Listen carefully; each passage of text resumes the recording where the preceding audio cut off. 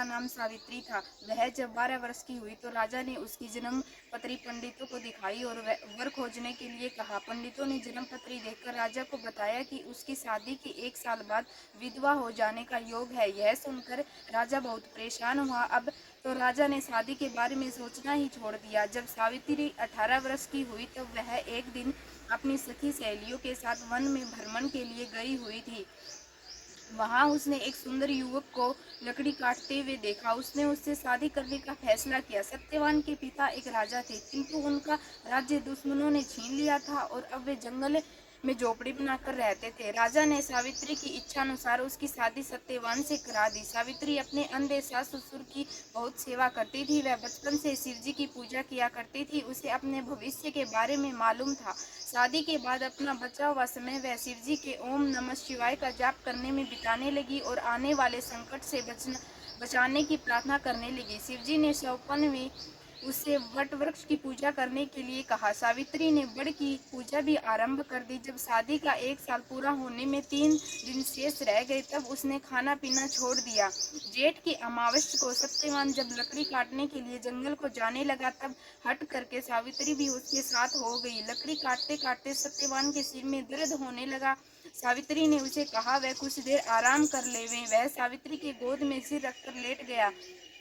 उसे नींद आ गई और नींद में ही उसकी मृत्यु हो गई। जब यमराज सत्यवान की आत्मा को ले जाने के लिए आए तब व्रत के प्रभाव से वे उसे दिखाई देने लगे। वह उनके पीछे पीछे चल पड़ी। यमराज ने कहा वह उनके पीछे न आवे और उन्हें अपना काम करने देवे, किंतु उसने यमराज से कहा कि या तो मेरे पति के प्राण लौटाओ या फिर मैं अपने पति के साथ चलूंगी। यमराज ने कहा ना तो तुम साथ चल सकती हो और ना ही तेरे पति के प्राण लौटेंगे।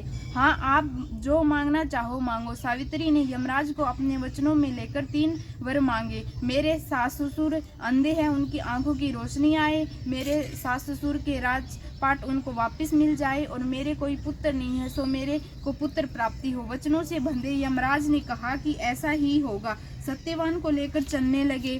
सावित्री फिर यमराज के पीछे पीछे चलने लगी। तो यमराज ने पूछा अब तो मेरे पीछे क्यों आ रही हो? तब सावित्री ने यमराज से कहा यमराज जी, आप मेरे पति के प्राण तो ले जा रहे हैं और मेरे पुत्र कैसे उत्पन्न होगा और उनके बिना मेरे पुत्र जो ला दोगे ताने देंगे। इतना सुनते ही यमराज को ध्यान आया कि यह मैंने सावित्री को कैसा वचन दे दिया, अब तो मुझे सत्यवान के प्राण वापस लौटाने ही पड़ेंगे। इस प्रकार यमराज ने सत्यवान के प्राण वापस लौटाए तो सत्यवान उठ खड़ा हुआ। अब सावित्री ने बाजे गाजे से सखी सहेलियों के साथ वट की पूजा करी और वट के पत्तों के गहने बनाकर पहने तो वे हीरे मोती के हो गए। वट पूजा का पानी सास ससुर की आंखों में लगाया तो सास ससुर की आंखें भी ठीक होगी और राज्य भी वापस मिल गया। तभी से वट वृक्ष पूजा जाने लगा। हे बड़ देवता, जैसा सावित्री का सुहाग दिया, अन्न धन दिया, वैसा सबको देना। सावित्री ने 3 दिन का उपवास किया था, वैसे ही औरतें बढ़ती रात करती है। कहानी कहने वाले, सुनने वाले, हुकारा भरने वाले सबको देना। इसको सुनने के बाद गणेश जी की कहानी सुननी चाहिए।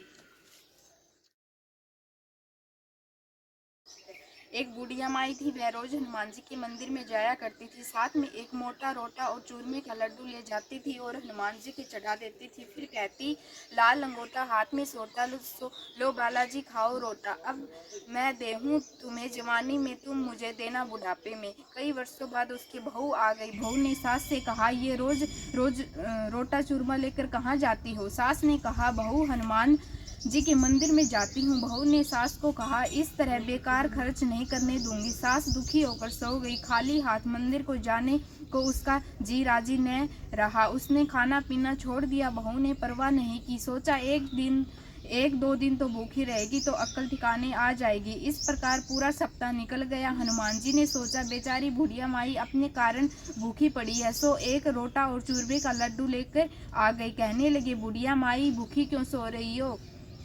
तब बुढ़िया कहने लगी तू कौन है? हनुमान जी ने कहा लाल लंगोटा हाथ में सोटा ले बुढ़िया माई रोटा तूने मुझे दिया जवानी में, मैं तुझे दूं बुढ़ापे में।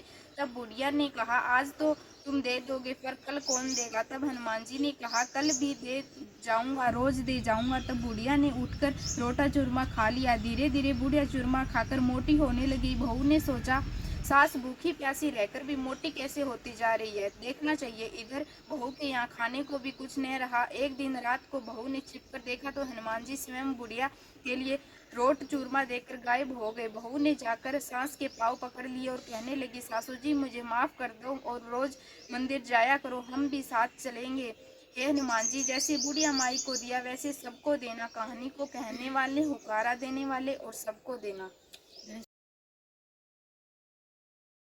एक बार गणेश जी एक छोटे बालक के रूप में चिमटी में चावल और चम्मच में दूध लेकर निकले। वे हर किसी से कह रहे थे कि कोई मेरी खीर बना दो, कोई मेरी खीर बना दो। एक बुढ़िया बैठी, उसने कहा, ला मैं बना दूं। वह छोटा सा बर्तन चढ़ाने लगी तो गणेश जी ने कहा कि दादी माँ, छोटी सी भगोनी मत चढ़ाओ, तुम्हारे घर में सो बड़ा चुरू हो वही चढ़ा दो। बुढ़िया ने वही चढ़ा दिया। वह कहती क्या है कि तो पूरा भर गया। गणेश जी ने कहा, दादी माँ मैं नहाकर आता हूँ, खीर तैयार हो गई हो। तो बुढ़िया के पोते पोती खीर खाने के लिए रोने लगे। बुढ़िया ने कहा, गणेश तेरे भोग लगाना है, कहकर चूल्हे में थोड़ी खीर डाली और कटोरे भर भर कर बच्चों को देने लगी। पड़ोसन ऊपर से देख रही थी। बुढ़िया ने सोचा, यह चुगली खा देगी, सो कटोरा भरकर उसे पकड़ा दी। बेटे की बहू ने चुपके से एक कटोरा खीर खाई और एक कटोरा भरकर चक्की के नीचे छुपा दिया। अब गणेश जी ने आए तो बुढ़िया को बहुत जोर से भूख लग रही थी, तो सो एक कटोरा खीर का भरकर किवाड़ के पीछे बैठकर कहने लगी, जय गणेशिया, तेरे भोग लगाना, और पीना शुरू कर दिया। तभी गणेश जी आ गए। बुढ़िया ने कहा, आजा रे गणेशिया, खीर खा ले, मैं तो तेरी ही राह देख रही थी। गणेश जी ने कहा, दादी माँ मैंने खा ली। बुढ़िया ने कहा, कब खाई? गणेश जी ने कहा, जब तेरे पोता पोती ने खाई तब खाई, जब तेरी पड़ोसन ने खाई तब खाई, जब तेरी बहू ने खाई तब खाई, और जब तूने खाई तो पेट पूरा भर गया। बुढ़िया ने कहा, बेटा और तो सारी बात सच है, पर बहू बिचारी का तो नाम मत लेवे, वो तो सुबह से काम में लग रही है, उसने खीर खाई ही नहीं। गणेश जी ने कहा, बुढ़िया झूठ मत बोल, तेरी बहू ने खाई सो खाई, एक कटोरा भरकर चक्की के नीचे छुपा दिया। देख ले, मैं तो भगवान का भूखा हूँ, तूने भोग तो लगाया, उसने तो भोग भी नहीं लगाया। बुढ़िया ने गणेश जी से माफ़ी मांगी। तब गणेश जी कहने लगे, बुढ़िया इस खीर से नगरी जिमा दे, फिर यह खत्म नहीं होगी। नगरी जिमा दी, तब भी चुरू पूरा खीर से भरा था। राजा को नगरी जीमने का पता लगा तो बुढ़िया को बुलाया और कहा, क्यों री, ऐसा चूर तेरे घर या हमारे घर सोवे? बुढ़िया ने कहा, राजा जी आप ले लो। राजा जी ने खीर का चूरवा महल में मंगवा लिया। लाते ही खीर में कीड़े मकोड़े, बिच्छू कछले हो गए और दुर्गंध आने लगी। तो राजा ने कहा, बुढ़िया चूरवा वापस ले जा, तो तुझे हमने दिया। बुढ़िया ने कहा, आप राम जी आप देते तो पहले कभी देते, यह चूरवा तो मेरे गणेशिया ने दिया है। बुढ़िया ने चूरवा वापस लिया। लेते ही सुगंधित खीर हो गई। अब आकर बुढ़िया ने गणेश जी से पूछा, बची हुई खीर का क्या करूं? गणेश जी ने कहा, झोपड़ी के कोने में खड्डा खोदकर गाड़ दे और सुबह उठकर देखेगी तो धन के चरवा मिलेंगे। ऐसा कहकर गणेश जी अंतर्ध्यान हो गए। जाते समय झोपड़ी के लात मारते गए तो झोपड़ी के स्थान पर महल हो गया। सुबह बहू ने फावड़ा लेकर पूरे घर को खोद डाला, पर कुछ नहीं मिला। बहू ने कहा, सासू जी थारो गणेशियो तो झूठो है। सास ने कहा, बहू मारो गणेशियो झूठो तो नहीं है, ला मैं देऊं।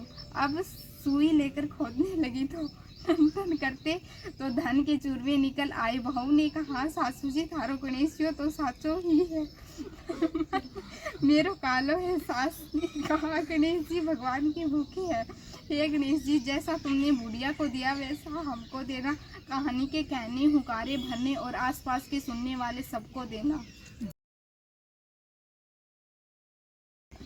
तपियो बैठो तप का बार, हम बाट हमारे घर का बार। तपियन तप को लो, मान धर्म को लो, अन्न में धन में दूध में पूत में लावा में लक्ष्मी में दी में जमाई में। तपियो तपेश्री हामी लकेश्री, तीवड़ दे के आंगी न देव तो तपियन धर्म। रोटी पुकी टिकड़ियों ने पो तो तपियन धर्म। गोबर थापे थेपड़ियों ने थापा तो तपियन धर्म। और कहानी सुन के तपिए की कहानी न सुने तो तपियन धर्म।